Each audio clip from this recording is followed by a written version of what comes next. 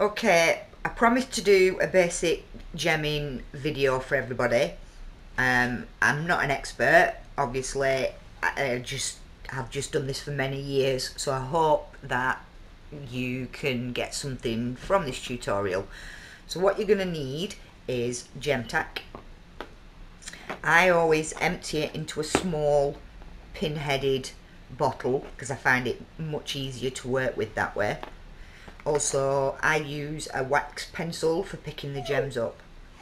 Obviously, you're going to need your gems and a pair of shoes. Okay, so let's get started. To do a heel, I normally work with 3mm and 2mm for infills where needed. So the first part of the video, I'm going to show you how I start off my shoes. So shift everything out of the way. Okay, so sorry about the dogs. This is another issue that I'll have, is my dogs are really naughty and will bark at fresh air.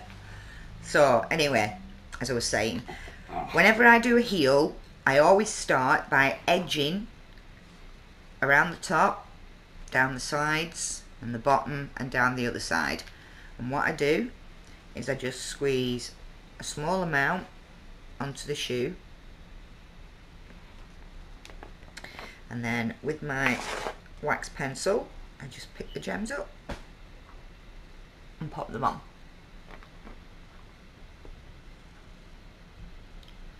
Okay, these are glitz gems. These are my favourite gems in the whole wide world, and I buy these from Panky on eBay.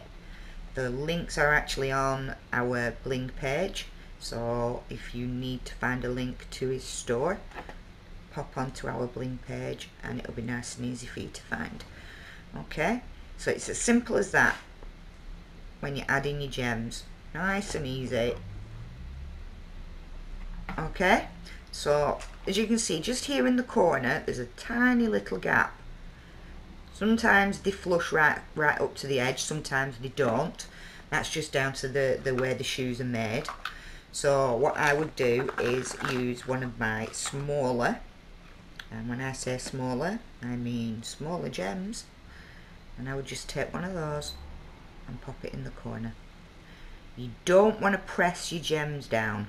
Something that a lot of people do, and you really shouldn't do it, because what you're actually doing then is forcing the glue to come up the side of the gems instead of it staying underneath the gem. Okay, so I'll just show you a bit down this side, and then I'm going to leave you to get on with doing it, and we'll cut back in a few minutes. So what you need to do, again, small amount, pop your gem on. The main thing that I'll say as a newbie is amount of glue. You don't need loads of it, but you also need just enough for your gems to sit on top of it. It's really hard working in this position because I don't normally work like this, but I'm doing the best I can for you to be able to see it. Okay, so I would edge it, and I'll go all the way around the entire shoe, and now we'll cut back to when that's finished in a couple of minutes. So once you've done that and gone all the way around, you need to start working down the sides. So I'll start and show you what I do, and then hopefully there'll be I'm hoping that there's a gap that needs filling, so I can show you what I do to make sure that you get the right size of gems to fit in the right places, so you don't end up with odd sizes here and there, because I don't actually like that. A lot of people do it and they don't have a problem, but I'm a bit more OCD, so I don't actually like to do a row and then get to the bottom and realise that I can't fit a full gem in. and to use a different size to fill that gap. I just can't do it. It just batters my head. So I'm hoping that when we get to the bottom there's going to be a slight gap. If not, I'll invent one just to show you what I do, so I don't use a different size gem. You have to ignore the state of my wax pencil. I use mine literally until I can't hold on to them anymore. I've had them as small as 1/2 an inch because once I get used to one I seem to get very close to it. Okay, so if you look there, it's not quite enough room for it to fit. So what I will do is I'll go back and I'll just check and see if all the gems are all in place, because sometimes you find that you've got a little bit more room and you might be able to fit that gem in rather than just infilling it with a smaller gem. So you can see how they're all moving up now perfectly, so that that one will just fit in.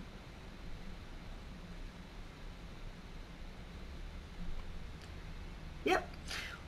Well, also what can happen is that you can't make room because there's just not enough of a space. So if I just show you here at the bottom, this is, don't start at the bottom on your next row, by the way, you want to start at the top, just to give you an idea. If when you get to the bottom you find you've got like a 2mm gap, I can't abide putting a 2mm in there. So what I'll do is I'll move it down so there's a slight gap, and then move the next one so there's a tiny gap. So as you work your way down bit by bit, you find that you can get it to fit without it looking like you've got big gaps between each of your gem as you work your way down. Okay, so once you've done one side, what I do then is I go and do the other side, then I go back and do the next row, and then I do the next row, so on and so forth, until you get to where your gems and everything start meeting here roughly in the middle. So I'll do all that, and when I get to that stage we'll come back. Okay, so as you can see I've gone up and down each side, and then we get to here and we've got gaps. Right, now I don't think that this bit here needs 2mm putting in. So what I tend to do is just gently pull the rows, because it stays tacky for a while, so you can still get a bit of movement. You can see how they've sort of joined up there now a lot better. And if you find you've got a gap, just move the next row up towards it. Okay, so that's for dealing with gaps that aren't tiny. Now these bits here, they're going to need to be filled. So this won't happen on every single pair of heels that you do. This is because of the design of this particular heel. Most of the time you don't find it meeting till much later on in the shoe. But I did it on a small shoe so it was easier for me to show you. So a gem will fit in that one. See if one will fit in again. Yeah. Okay, so that one fits. Now we need to just pop in a couple. It's really hard to see from this angle, so I've probably not got them neat, but I'm now dropping them because I can't see a thing.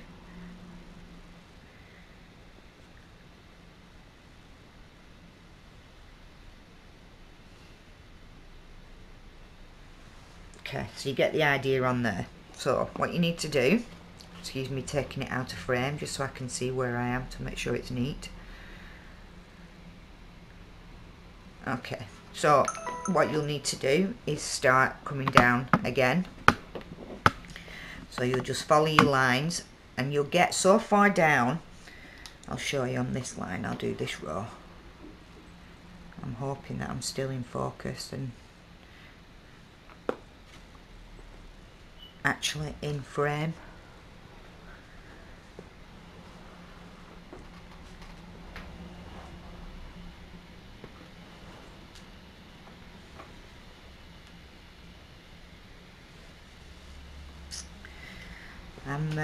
I'm quite a messy crafter. I get everything out and everything's always all over. So this is really neat for me. Just having a few bits out. This is one type of gemming. This is a simple and basic gemming. What I'll do at some point is show you how to do the cluster gemming. Cluster gemming looks like they're all just all random, nothing's actually in a line, so they're like little clusters. That is one of my favourite ways of working. I love doing the cluster designs and they are really popular with my customers, so that's great. Right, where are we here now? Let's see. So hard to see what I'm doing from this angle. Sorry, probably went well out of frame then. Okay, so we get to there, and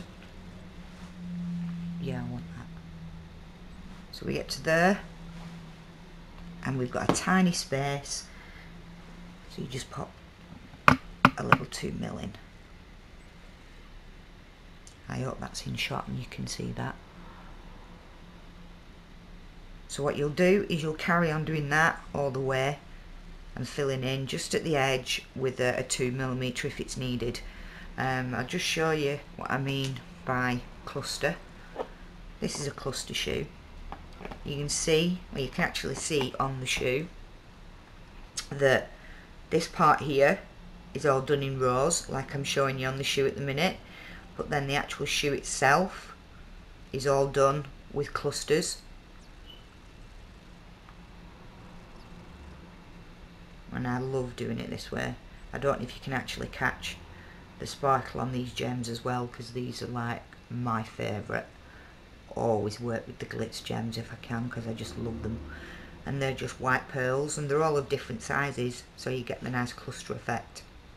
So what we're aiming for at the minute is to get this line all nice and filled in. So what I'll do is I'll keep going until we get to the top edge, because when we get to the top edge it's a little bit fiddly and it's trial and error. So I will be back with you in a few minutes. So once you've gone up and down, my dog's trying to get in shot, when you start getting nearer to the top it gets a little bit more fiddly. So I just want to show you, that's my phone going off. Okay, so it's really hard for me to keep these in shot because I can't see, and I guess it's probably really boring to watch. Okay, so you can see you've got a tiny gap there, so pop one of your 2mm in that gap. You go back to the other side.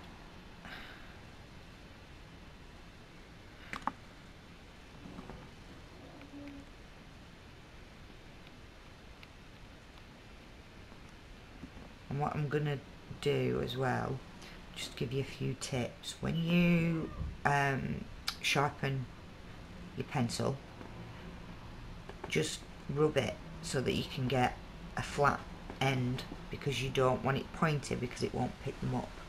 That time we didn't need to infill there, so that was good. It's difficult to move these sort of in and out to fit because you're getting so close to the top. You can see now as I'm putting them in, there's actually a gap on the top edge. I'll show you that bit in a sec. Okay, so you can see there's actually a gap here on this top edge, so that is where you'll have to stick a small 2mm in. It gets tighter and tighter as you go. This is something that there's not really a right or a wrong way, because every single shoe that you'll do will be different. That just fit nicely. Now when you get to the tiniest bit here, just fill it in. Don't overfill it, because you don't want it oozing up the sides of your gems. And now what you've got to do is try to keep doing your lines from going down one side and then the other, but you'll find that you'll end up with gaps. You see? So you've got all these spaces now. So what I tend to do is I take them as close to the top as I can put them. See where there's a gap, pop in a stone, a smaller one, and do the same on the other side, because there's a gap there. I can't even see that gem now. Sorry, I put that on upside down. Now you probably need to keep an eye on so you don't overlap your gems. So at this point it is virtually impossible to get each and every one to sit perfect, but once you've filled in the gaps with the smaller gems here and there where it's needed, just move them around a little bit and you'll find that the gaps will fill in. And that's how you do the heel. When I'm doing a full shoe, I still do the heel like this, but I also edge all the way around the shoes, all the way around the top part and all the way around the bottom part, and then fill in, and I literally just go round and round in a loop from the back of the seam all the way around, and then the next row all the way around. I carry on like that, so that as it gets closer to the bottom, where you'll find you need to do the smaller infills, they'll all should end up along the bottom edge, so when you're actually wearing the shoe you don't see the smaller gems because they're sitting sort of underneath the shoe. What I'm going to do in another video for you is I'm going to carry on this shoe, but I'm going to carry on and do a top section in the cluster that I was talking about, and show you how to be able to do that. But this is my first video, and I hope that it was useful and the autofocus wasn't really bad, and yeah, I hope you enjoyed it, and get practicing and you should be able to, in no time, start being able to keep nice neat lines on your shoes. Thanks for watching. Bye.